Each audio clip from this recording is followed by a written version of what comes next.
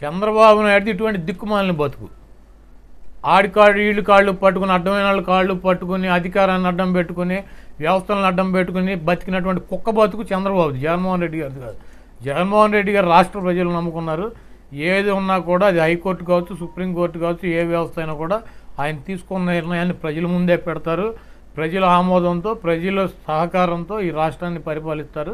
జగన్మోహన్ రెడ్డి గారు 20 సంవత్సరాల వరకు ఇక్కడే ముఖ్యమంత్రిగా 20 సంవత్సరాల పైన ఉంటాడు. ఆయన ఎవరో కూడా ఏ వ్యవస్థలో కూడా ఏ వ్యక్తులు కూడా ఆయన ఏమీ చేయలేరు. ఈ ప్రజల అండ జగన్మోహన్ రెడ్డి గారి పుష్కలంగా ఉంది.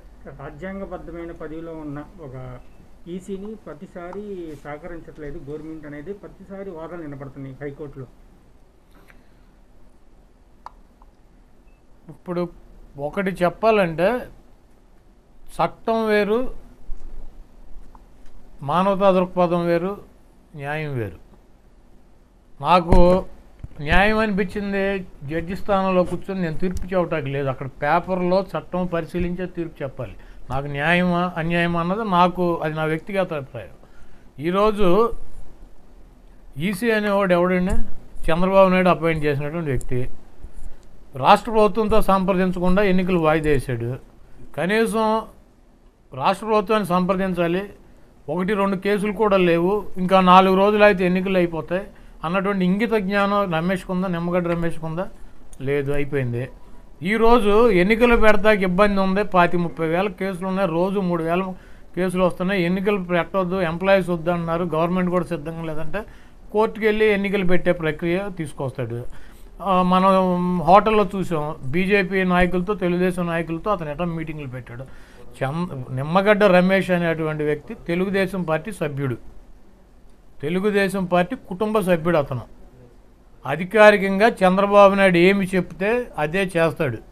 అతనికి రాజ్యాంగాలంటే విలువ లేదు.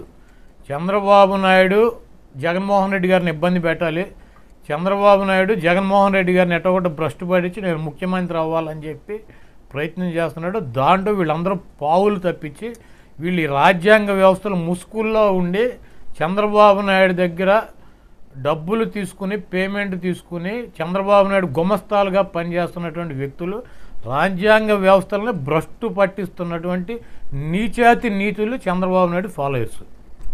రాష్ట్ర ప్రభుత్వం మీద అప్డేట్ దాఖలు చేయమంది హైకోర్టులో ఈసీ మార్నింగ్ దాఖలు చేస్తే నైటే పేపర్లోకి వచ్చేసింది. అది ఎలా లీక్ అయినా ఇప్పుడు మీకు ఈ రాష్ట్ర ప్రజలందరికీ తెలుసు, ఈసీ హైకోర్టులో ఏం సబ్మిట్ చేయాలన్నదే చంద్రబాబు నాయుడు గారు తెలుగుదేశం పార్టీ ఆఫీసులో తయారు చేసి, నేను ఇలా తయారు చేసి ఇస్తున్నాను, ఇది కరెక్టా కాదా అని చెప్పి ఈనాడు రామోజీరావు గారికి, ఏబిఎన్ రాధాకృష్ణ గారికి పంపిస్తాడు. వాళ్ళిద్దరూ కూడా పరిశీలించి అక్కడి నుంచి సుజనా చౌదరి గారి దగ్గరికి వెళ్తుంది. అక్కడి నుంచి హైకోర్టుకి, సుప్రీంకోర్టులోనో లాయర్లు ఉంటారు కదా, మంచి లాయర్లు, వాళ్ళకి వెళ్తాయి ఫ్యాక్ట్స్లు. వెళ్ళి వాళ్ళందరూ కూడా లీగల్గా ఎలా ఇవ్వాలి ఏంటి అన్నది ఆలోచించుకుని నిమ్మగడ్డ రమేష్ గారు సంతకం ముద్ర వేస్తాడు. అప్పుడు రబ్బర్ స్టాంపు వేస్తే దాన్ని కోర్టులో అఫిడవిట్ కింద ఆయన ఇస్తాడు. మరి ఈ ప్రక్రియ అంతా జరిగినప్పుడు ఆంధ్రజ్యోతిలోనో, ఈనాడులోనో సుజనా చౌదరికో లేకపోతే చంద్రబాబు నాయుడుకో తెలవకుండా ఎట్లా ఉంటుంది? అఫిడవిట్ తయారు చేసింది వాళ్ళు కదా, లీగల్ ఒపీనియన్ తీసుకుంది వాళ్ళు. నిమ్మగడ్డ రమేష్ అఫిడవిట్ తయారు చేయడు, చంద్రబాబు నాయుడు తయారు చేస్తాడు. దాన్ని ఎలా ఉంది, నేను ఎలా తయారు చేయించాను, నా మేధావితనం ఎలా ఉందని రామోజీరావు గారికి, రాధాకృష్ణ గారికి పంపిస్తాడు. వాళ్ళు పరిశీలించినాక హైకోర్టు, సుప్రీంకోర్టు లాయర్లకు పంపిస్తారు. వీళ్ళందరూ పైన సుజనా చౌదరి గారు వీళ్ళందరూ మాట్లాడుకునే కదా అఫిడవిట్ ఇచ్చేది. ఈయనేముంది, రబ్బర్ స్టాంపే కదా, పేపర్లో వస్తే విచిత్రం ఏముంది, వస్తుంది. వాళ్ళకి వచ్చి వాళ్ళు తయారు చేసిన అఫిడవిట్ వాళ్ళ పేపర్లో వస్తే ఆశ్చర్యం ఉంటుంది. కాబట్టి దీంట్లో జగన్మోహన్ రెడ్డి గారిని ఇబ్బంది పెట్టి కొంతమంది వ్యాపారాలు చేసుకోవాలి, కొంతమంది రాజకీయ పదవులు కావాలి, కొంతమందికి డబ్బులు కావాలి. వీటన్నిటిలో కూడా వీళ్ళందరూ కూడా ఒకటే టార్గెట్ జగన్మోహన్ రెడ్డి గారు. జగన్మోహన్ రెడ్డి గారు ఉంటే వీళ్ళ ఆటలు సాగవు. కాబట్టి జగన్మోహన్ రెడ్డి గారిని ఎట్టా కూడా తొలగించాలి. కాబట్టి ఇదంతా ఒక పెద్ద రాబోయే రోజుల్లో మాకేం భయం లేదు. ఏ వ్యవస్థలైనా గౌరవం ఉంది, కాదు వ్యవస్థలు అంటే భయం లేదు. మేము ప్రజలకి చెప్పాలనుకున్నదే నిష్పక్షపాతంగా మాకు ఉన్నటువంటి సమాచారం మేము ప్రజలకు ఎప్పుడు చేరవేస్తూనే ఉంటాం.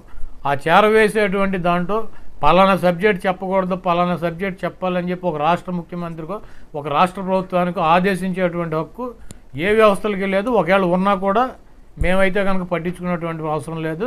మమ్మల్ని ప్రజలు ఎన్నుకున్నారు.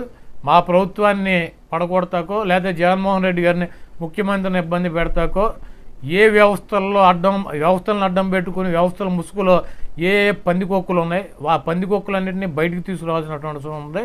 వాటన్నిటి గురించి కూడా ఈ రాష్ట్ర ప్రజలకు చెప్పాల్సినటువంటి అవసరం ఉంది. ఇది రాష్ట్ర ప్రజలు ఎన్నుకున్నటువంటి ప్రభుత్వం, రాష్ట్ర ప్రజల కోసం పనిచేస్తున్నటువంటి ప్రభుత్వం. ఈ రాష్ట్ర ప్రభుత్వం పనిచేసేటువంటి ప్రోగ్రాంలో ఎవరెవరు ఎట్ట అడ్డం పడుతున్నారు, ఏం చేస్తున్నారు, వీళ్ళు వ్యవస్థలను అడ్డం పెట్టుకుని ఎలా బతుకుతున్నారు, వ్యవస్థలను అడ్డం పెట్టుకుని ప్రభుత్వాలను ఎలా ఇబ్బంది పెడుతున్నారు అన్నది ప్రజలకు చెప్పాల్సినటువంటి బాధ్యత ఈ ప్రభుత్వం మీద ఉంది. దీనికి ఎన్ని అడ్డంకులు వచ్చినా ఏమి జరిగినా కూడా ఎప్పటి సమాచారం అప్పుడు ప్రజలకు చేరవేస్తూనే ఉంటాం. ఈరోజు 9th క్లాసు 10th క్లాసు చదువుకునేటువంటి పిల్లలకి మా ప్రభుత్వం దృష్టికి వచ్చినటువంటి అంశాలు, 100కి గవర్నమెంట్ స్కూల్స్లో చదువుకున్నటువంటి పిల్లలకు 100కి 70 నుంచి 80% మంది పిల్లలకి ఐపాడ్ లేదు, స్మార్ట్ ఫోన్ లేదు, వాళ్ళ ఇళ్ళకి నెట్ కనెక్షన్ లేవు, ఆన్లైన్లో చదువుకుంటానికి చాలా ఇబ్బంది పడుతున్నారు. వాళ్ళు చాలా ఆందోళనకు కూడా గురవుతున్నారు.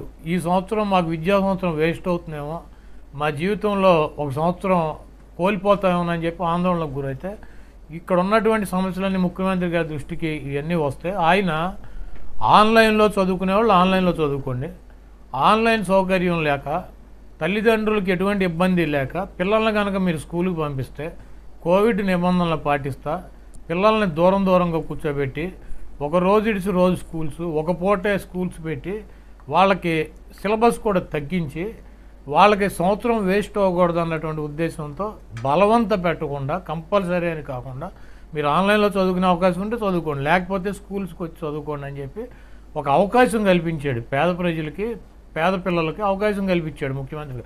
ఇదేం కంపల్సరీ కాదు. దీన్ని కూడా విమర్శలు చేసి ఏదో జగన్మోహన్ రెడ్డి గారు పిల్లలకు కరోనా అంటిస్తే, ఆయనకి పిల్లలు ఉన్నారు, నాకు పిల్లలు ఉన్నారు, మేము ఎందుకు పిల్లలకు కరోనా అంటించాలని ప్రయత్నం చేస్తాం? వాళ్ళకు విద్యా సంవత్సరం వేస్ట్ అవ్వకూడదు, మీకు కంపల్సరీ రమ్మని చెప్పి మేము కోరట్లేదు, మీకు అవకాశం ఉంటే మీరు, అవకాశం లేకపోతే ఆన్లైన్లో మీరు వచ్చి చదువుకోండి అని చెప్పి వాళ్ళకి అన్ని రకాలైనటువంటి నిబంధనలు పాటిస్తూ, కోవిడ్ నిబంధనలు పాటిస్తూ స్కూల్స్ బిగించేస్తే దాన్ని అభినందించాల్సింది పోయి దాని మీద కూడా విమర్శలు చేసేటువంటి పరిస్థితి. ఈరోజు నిమ్మగడ్డ రమేష్ తెలుగుదేశం పార్టీ ముఖ్యంగా పిల్లలకి చదువులు చెబుతున్నారు, పిల్లలకు స్కూల్స్ పెడుతున్నారు, ఎలక్షన్ ఎందుకు పిల్లలకి స్కూల్స్ పెట్టకపోతే వాళ్ళకు ఒక విద్యా సంవత్సరం వేస్ట్ అవుతుంది, వాళ్ళకు జీవితంలో ఒక సంవత్సరం పోతుంది. ఇప్పుడు ఎన్నికలు, స్థానిక సంస్థలు ఎన్నికలు పెట్టకపోతే ఎవరికి ఏం మిస్ అవుద్ది ఒకసారి నిమ్మగడ్డను చంద్రబాబు చెప్పాలి. ఎందుకంటే ఈ సంవత్సరం కనుక ఎన్నికలు పెట్టకుండా 6 నెలలు ఆగి 4 నెలలు ఆగి ఎన్నికలు పెడితే ఎవరికి ఏ సంవత్సరం వేస్ట్ అవుద్ది? నిమ్మగడ్డ చంద్రబాబుకి ఏం వేస్ట్ అవుద్ది? వీళ్ళ జీవితంలో ఈ 70 ఏళ్ళు వచ్చి రిటైర్ అయిపోయి చచ్చినటువంటి వీళ్ళిద్దరికి ఏమి లాస్ అవుద్ది? ఇంటికాడ చెక్కబాదం చేసుకునే సన్నాసులే కదా వీళ్ళిద్దరు. ఏమవుద్ది వీళ్ళిద్దరికి? పిల్లలకి చదువులకి దీనికి పోలిక. ఈరోజు ఎంప్లాయీస్ కూడా మేము వచ్చి ఎన్నికల్లో ప్రక్రియలో మేము పాల్గొలేము, ఎందుకంటే పంచాయతీ ఎన్నికలు అంటే 12 వార్డుల నుంచి 14 వార్డులు ఉంటాయి ఒక్కో చోట, ఒక్కొక్క